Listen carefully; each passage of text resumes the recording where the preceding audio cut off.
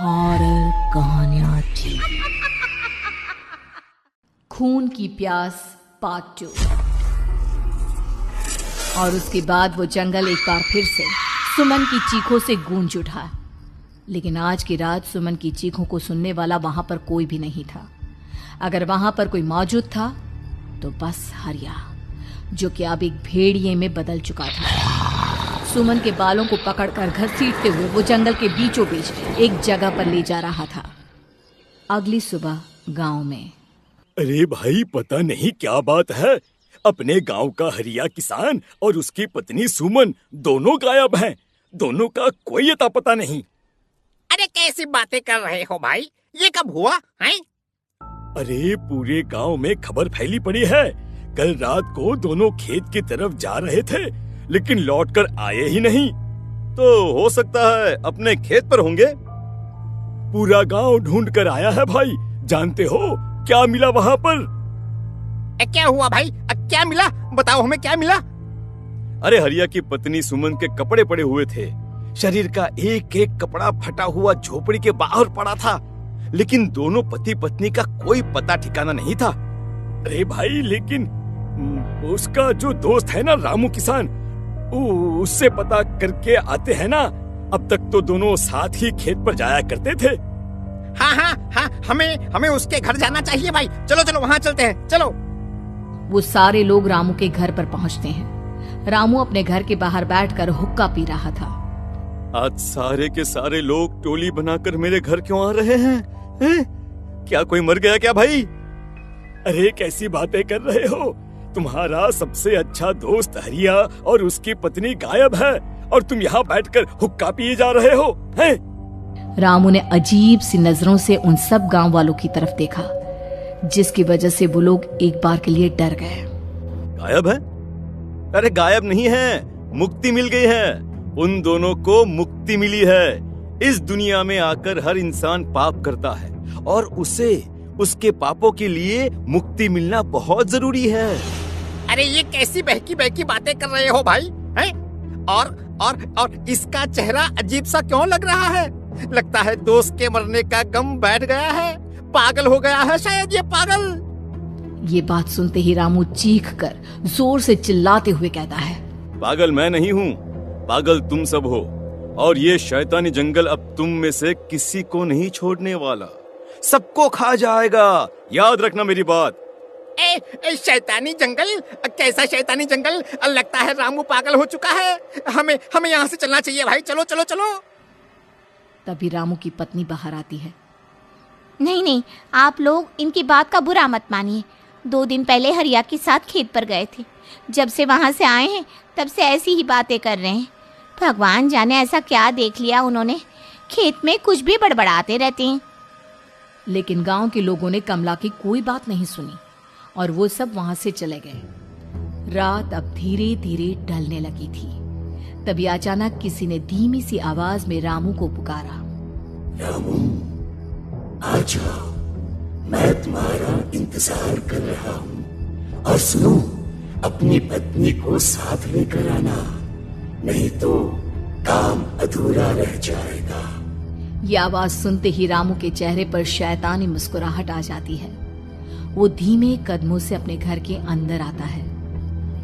क्या हुआ? तबीयत ठीक है ना अब आपकी? मैं तुझे अपने साथ खेत पर ले जाने आया हूँ, चल। मैं तुम्हारे साथ कहीं नहीं जाने वाली। मुन्ना गहरी नींद में सो रहा है और उसे अकेला छोड़कर मैं तुम्हारे साथ खेत पर नहीं आ सकती। वैसे भी तुम्हारे उन खेतों में भगवान जाने कौन सा राक्षस घूम रहा है, मुझे तो डर लगता है। रामू गुस्से में दांत पीसता अपनी झोपड़ी से बाहर आ जाता है और कमला गहरी नींद में अपने बच्चे के साथ सो जाती है। तभी अचानक रात को रामू की झोपड़ी के ऊपर एक साया वही गाना गुनगुनाते हुए घूमने लगता है जो हरिया के मोबाइल में बजा करता था। मैं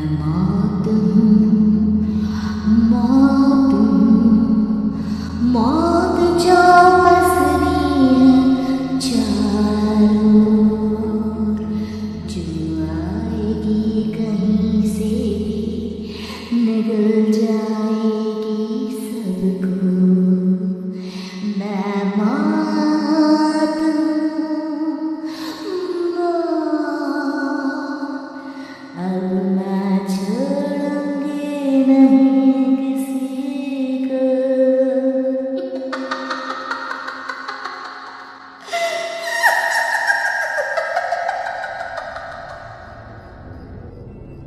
ये आवाज सुनकर रामू की पत्नी कमला की आंख खुलती है और वो देखती है कि उसका मुन्ना अपनी जगह से गायब था। कमला चीखते हुए बाहर दौड़ कर आती है। वहां पर उसने देखा कि रामू ने अपने बच्चे को झोपड़ी के बाहर एक पेड़ से उल्टा लटकाया हुआ था और उसका बच्चा चीख चीख कर रो रहा था। वहीं दूसरी तरफ एक साया बच्चे के ठीक नीचे आग जलाकर उसके चारों तरफ हैवानों की तरफ नाच रहा था। छोड़ दो मेरे बच्चे को। अरे क्या कर रहे हो तुम? शर्म नहीं आती तुम्हें अपने ही बच्चे को इस तरह मौत के हवाले करते हुए? अपना बच्चा? किसने कहा ये मेरा बच्चा है? अरे ये तो उस रामू की औलाद है, इस गांव के किसान रामू की, और मेरी दुश्मनी इस गांव के हर इंसान के साथ है। क्या? कैसी बात कर रहे हो तुम? और ये औरत कौन है? ये मेरे बच्चे को खा जाएगी।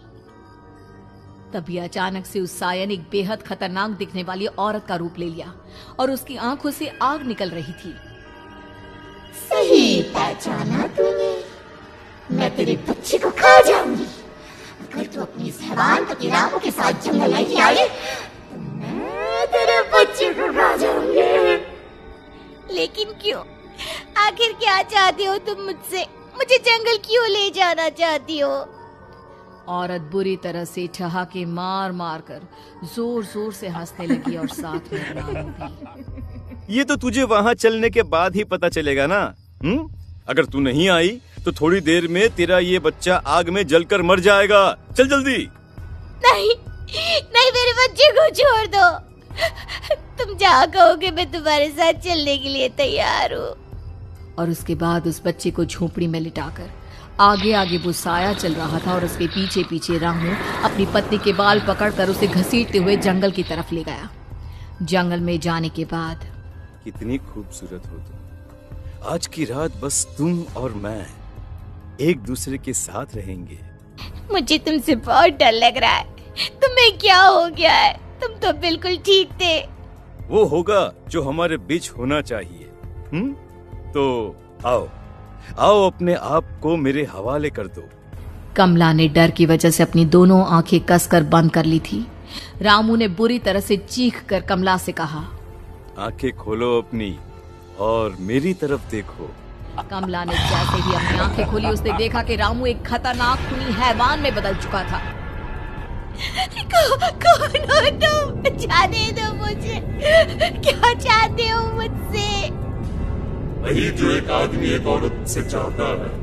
मैं तुम्हारा पति रामू नहीं, बल्कि इस जंगल का एक भेड़िया हूँ, और आज की रात तुम्हारे खून से अपनी प्यास बुझा जाऊं। और उसके बाद वो जंगल कमला की दर्दनाक चीखों से गूंज उठा। अगली सुबह कमला के कपड़े भी जंगल में उसी तरह पाए गए जैसे कि सुमन के पाए गए थे। इस घटना के बाद पूरे गांव में दहशत का माहौल था। अपने माँ बाप की मौत और गांव में हो रहे इस तरह की घटनाओं की खबर सुनकर किशन शहर से गांव लौट आया था। अपने माँ बाप की बेदर्द मौत की वजह से वो बहुत परेशान था। तभी अचानक उसे अपने घर में खाट के नीचे पड़ा हुआ वो मोबाइल फोन मिला जो उसने अपने पापा हरिया को गिफ्ट किया था। अरे कितने प्यार से पापा के लिए मोबाइल फोन लेकर आया था। इसे एक दिन भी काम में नहीं ले पाए। और आखिर कौन है जो गांव में इस तरह की हत्याएं कर रहा है? क्या है इन सब के पीछे? क्या है? मुझे पता करना ही होगा, वरना एक दिन पूरा का पूरा गांव खाली हो जाएगा।